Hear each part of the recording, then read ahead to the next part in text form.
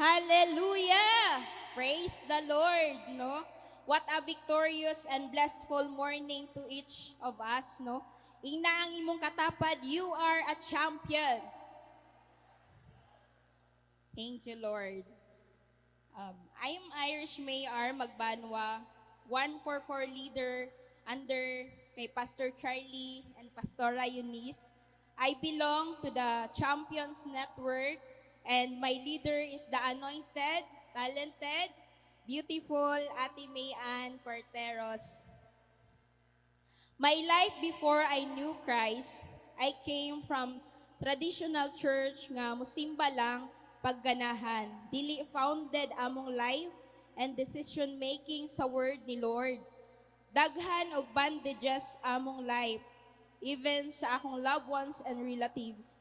Daghan mi og mga tinuuhan nga dili makapahimuot sa Ginoo, like believing in anting-anting, fake healers, and most especially the bondage of utang, inom, sugal, o grabe nga kawadon.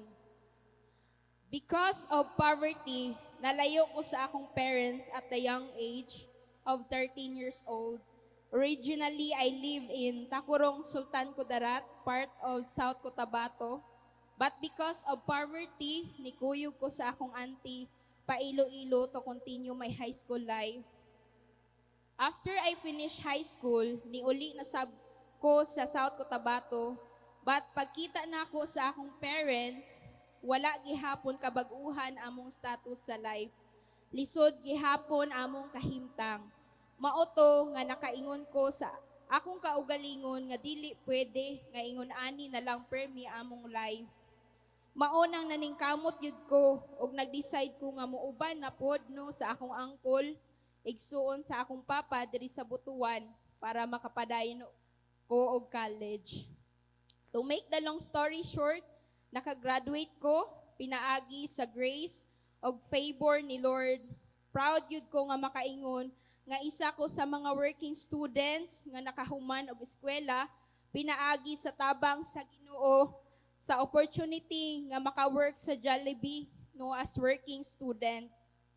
And makatestify gyud ko sa mga young people, no daghan young people dere nga same og situation sa ako sa una nga dili maka-eskwela tungod kay dili kaya sa ilang parents ang financial support.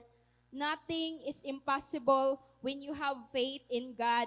Ug kung gusto gyud ka makahuman, God will open doors no of opportunity para maka-eskwela ug makahuman ka, no? That was my life before I knew Christ. My life when I came to know Christ. Bunga ko sa invitation way back February 21, 2021. I received Jesus Christ as my personal Lord and Savior. Thank you so much, Sis Tony, no, sa pag-OVE sa ako. Pagtabang sa akong new life in Christ together with Ate May Ann. I joined the Women's Encounter God Retreat last March 26, 28, 2021 batch 18. No? Kato nga time akong gi-pour out tanan na akong kasakit, kabugat, ug tanang pangutana nako sa Ginoo. What I felt and experienced that day was overflowing love of Jesus Christ for me. Ug ato nga adlaw nakita nako akong purpose sa life. Dili lang di ay ko naaaning kalibutan para maningkamot, makahuman og eskwela, ug makakita og maayong trabaho para makatabang sa pamilya. Ang tinuod di ay nga purpose sa akong life is to have an intimate and personal relationship with the Lord first, and mahimong vessel niya, mahimong kahayag ug mag-share sa freedom and love nga akong na-receive gikan kang Jesus Christ, especially to win souls and make disciples of Jesus Christ, no? My life now in Christ, karon akong life akong dedicate kang Lord, pinaagi sa pagdo sa iyang kingdom agenda, winning the lost. Privilege kaayo nga makaserve sa akong King Jesus. I thank the Lord sa mga beautiful souls nga iyang gipaatiman sa ako especially mga young people ni sila. Ang uban no naka live class na, then ang uban naana pod sa SOE ay sa kuano nakahuman nag live class then ang uban process pa sa for meetings and consolidation. I also thank the Lord kay gigrant niya akong prayers ug heart desire nga makauban nako sa journey akong pamilya. Nadalag yun nako sa pag-serve kang Lord akong mama ug akong igsuon way back December 11, 2022 as one of the SG and sa God Encounter Retreat while Pastor Charlie was sharing about the manifestation of the Holy Spirit. God gave me a vision that day.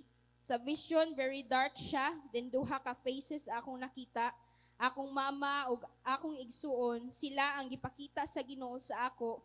Kay wala na apil akong papa, kay namatay naman siya. Bisag daghan, nag-persecute sa ako, even loved ones, nagpadayon gyapon ko sa journey karon. Akong manghod, active na sa dance team, nag-aapil na pod sa Strangers Evangelism, ug karon naa na pod siya sa HO, naga-work.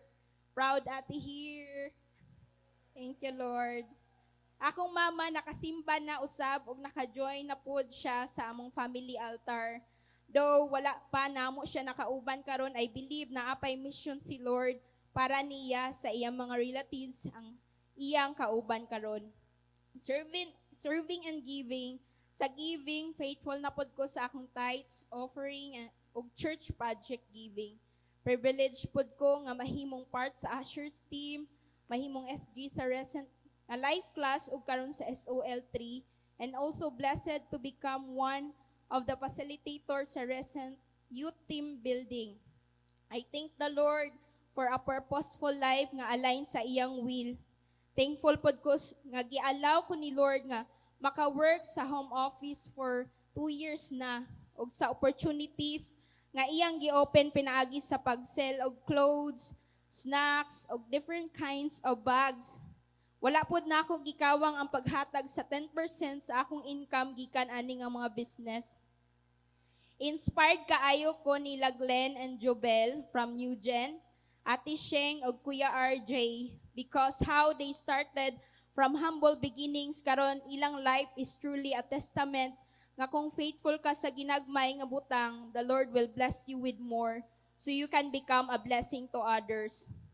Sa Proverbs 24 verse 3, wise people are builders.